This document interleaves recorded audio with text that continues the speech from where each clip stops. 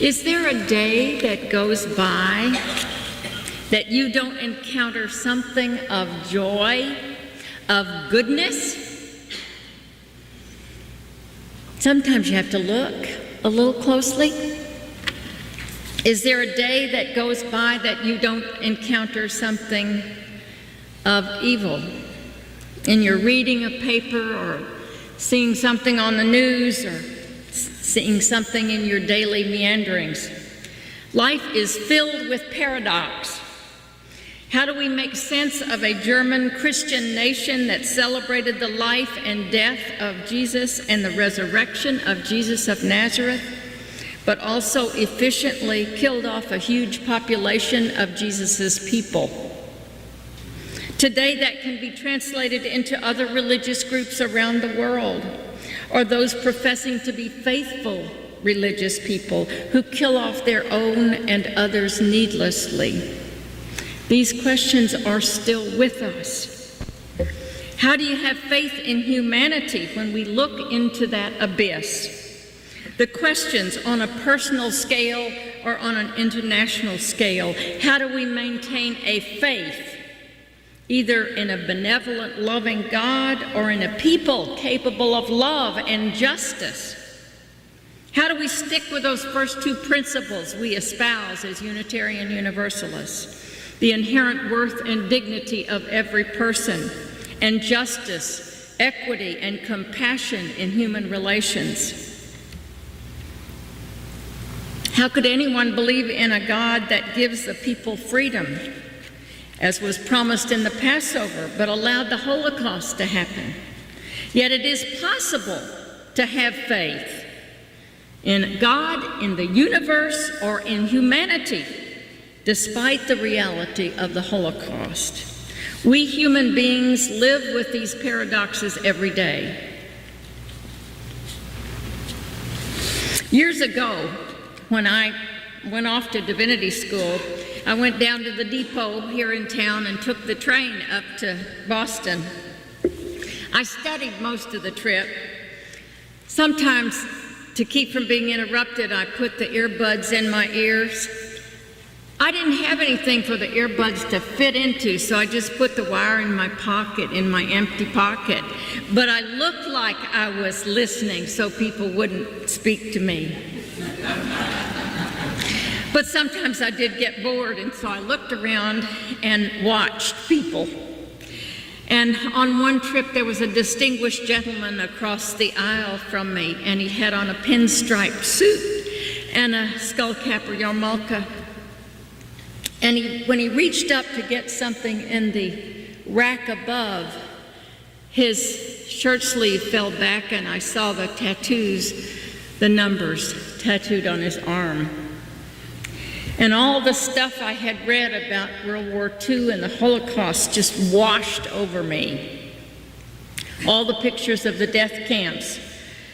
And I was fortunate enough to hear Elie Wiesel speak, and I remembered his words flowing over me. I guess for 40 years or more, I've been curious about how all this happened. I read too many books and have seen too many photographs. Yet still I wonder why. Why did all this happen? Why have we human beings sensitive and often so kindly? Why have we enslaved each other, destroyed each other, hated each other? It hasn't stopped. Read the news, look at the television. It's one of the reasons I don't have a television. Yet we also help each other. We care for each other. We even love each other. This is the paradox. Think of the good feelings that you have when you come in this room, seeing people that you care about, knowing that you have received goodness and kindness from those of us gathered here. How do we reconcile such paradox? To phrase the question theologically, how could the same God offer liberation and an untimely premeditated death? To phrase the question philosophically, how do we human beings live with good and evil inside ourselves? So I've been working on these questions more than 40 years and have few answers. Put that aside for a moment and let's think about that Passover Seder, that wonderful meal. How many of you celebrate a Seder? Okay, several of you do. Okay, good. How many of you attended one, someplace in time, somewhere? Yeah, so many of us have enjoyed it. You know what a wonderful meal that is, how it's full of ritual with a role for everybody to play. The cooks in the family make the special meals. The youngest members of the family ask those 4 critical questions, and the oldest one tells the story. It's a marvelous thing to do. It's the way one generation passes on the story to the next generation. How important it is in all our lives that we tell our story, that someone hears what is important to us. I hope you make time at your table with the people you care about and you tell your stories. But at the Seder, the same words are said every year, the same foods eaten, the same jokes are laughed at, and the same songs sung. What a wonderful tradition, a grand ritual honoring the freeing of the people. I just thought of a story that I didn't mean to tell this morning. Seders are not all serious. They can be quite funny as well. Some years ago, our daughter had friends, and they all got together for a Seder, and one of the people has become a cantor since. And one of the women at the table was an absolute novice at this, but a rather dramatic soul. So when it was her turn to read, she read with great gusto.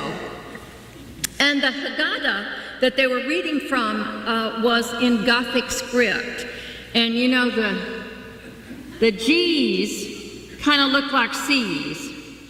And so she read, "Cod of history, cod of old." And the whole place just dissolved, you know. But Seders can be like that. There are wonderful stories. The stories about the gefilte fish that in the jar.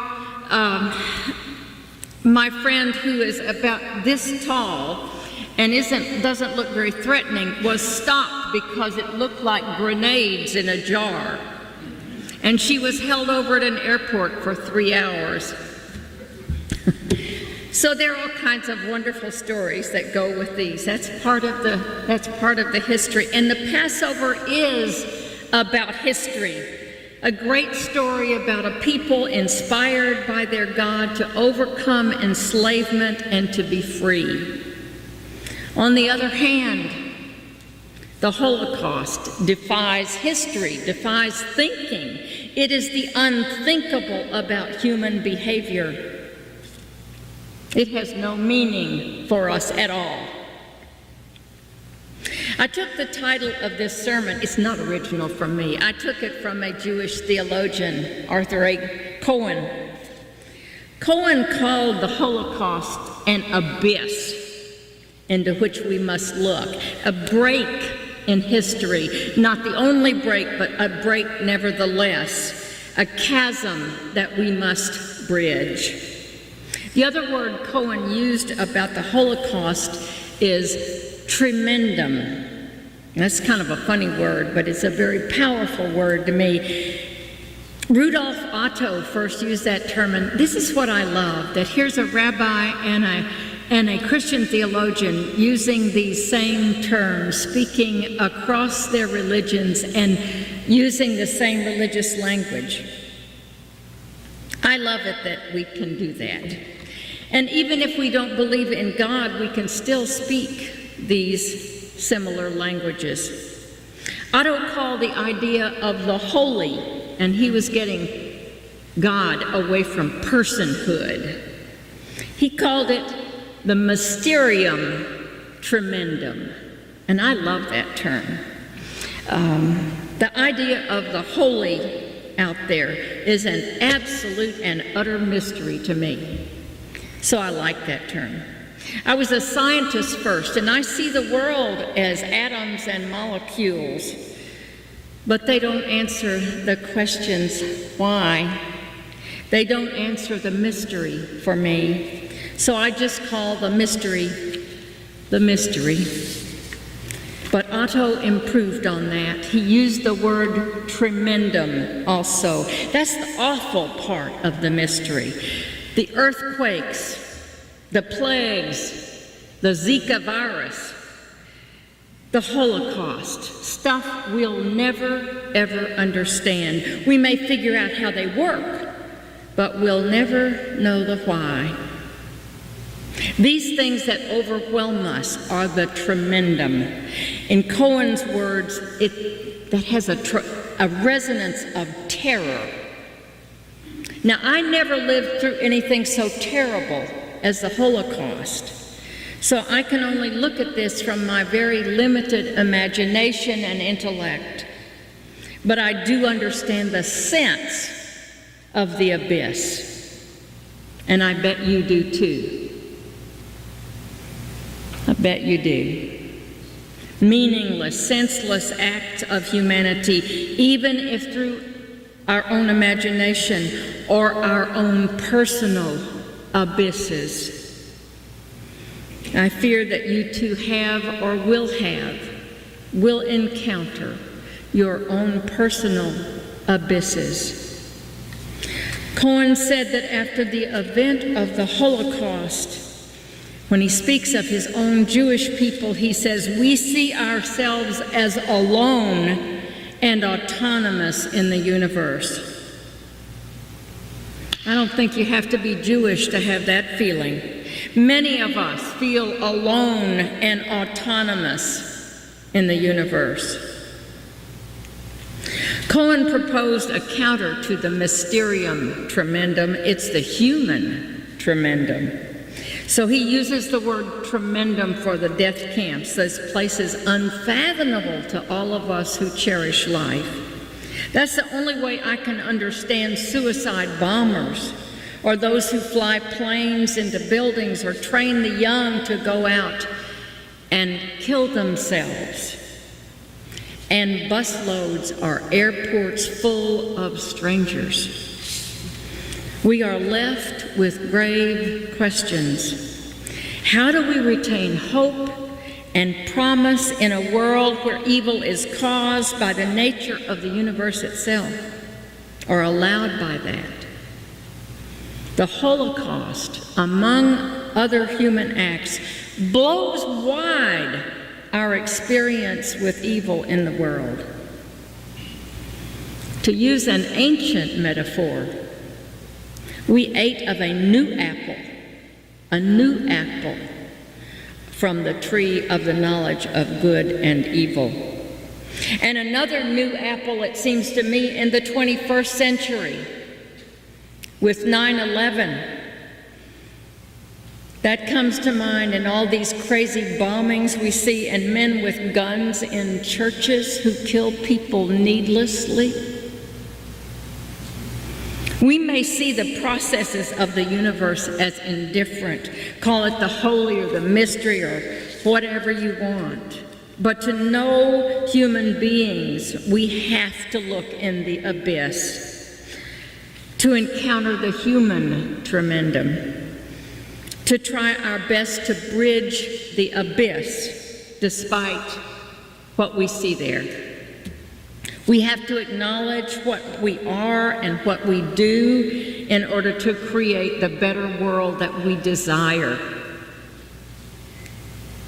In my own attempts to unscramble humanity from anything like the mystery out there, I see something like filaments that run from me to you, and from you to each other across this room.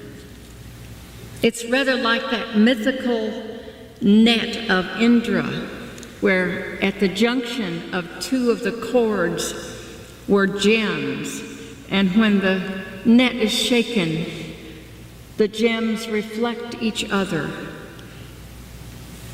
That's what it's like when these filaments move. If I can imagine those fibers all over this room and beyond, then I have a sense of what we might accomplish over against the human tremendum. Perhaps the holy, the mystery, can be seen as that power within us, the capability to survive, to hope, to connect, to endure our lives. Might it be the power we have to bridge the abyss in order to reach the other side and live there? But we can't ignore the abyss. I think we can retain a sense of the holy or the mystery without seeing an interfering entity, but in seeing the holy as this connecting filament between human beings and a connection to the nature.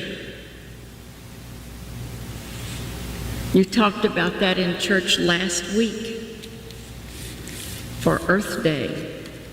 We can be empowered to act. In the hymn that the two Susans sang for us, "In My Quiet Sorrow," they ask in one of the verses, "Will you be with me during this time, holding me?" A question to the universe, to each other, to the mystery. I don't know what was meant by it. But we can all ask that question, and we can answer it for each other. When I don't answer and I'm silent and should have spoken out, I think back to that statement of Martin Niemöller's, a German Lutheran pastor arrested by the Gestapo in 1938 and put in a concentration camp until he was freed in 1945. You probably know the statement. You could probably say it with me. In Germany, the Nazis first came for the communists, and I didn't speak up because I wasn't a communist. And then they came for the Jews, and I wasn't a Jew, and I didn't speak up. And then they came for the trade unionist, and I wasn't a trade unionist, so I did not speak up. And then they came for the Catholics, and I was a Protestant, and I didn't speak up. And next then they came for me, and there was no one left to speak for me. If you and I can trust the connections between human beings, perhaps we can speak when a need arises. That's what we strive to do as Unitarian Universalists. We can perhaps bridge the abyss even from the seemingly endless wars in Syria, in Iraq, on and on, beyond the hate we encounter in young ISIS suicide bombers or in Boko Haram in Nigeria, or the hatred and suspicion we hear right here in this town from fellow Americans about Muslims or transgender people or people of gay marriages. See beyond that. If we can do that, then we can live with the knowledge of the tremendum. We have the option, as Lynn Unger wrote, to get glimpses of the stars. Or as Rabbi Solovey said, we have the option to choose life.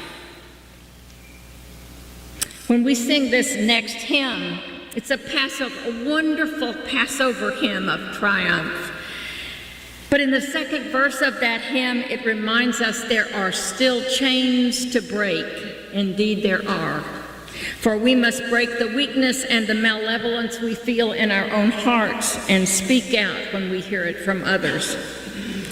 As we sing, let us grasp the innate courtesy and kindness and grace that we see and that we exhibit to each other and to friends around and beyond. Let us return the kindness, the grace to others. Let us choose life. 2:20.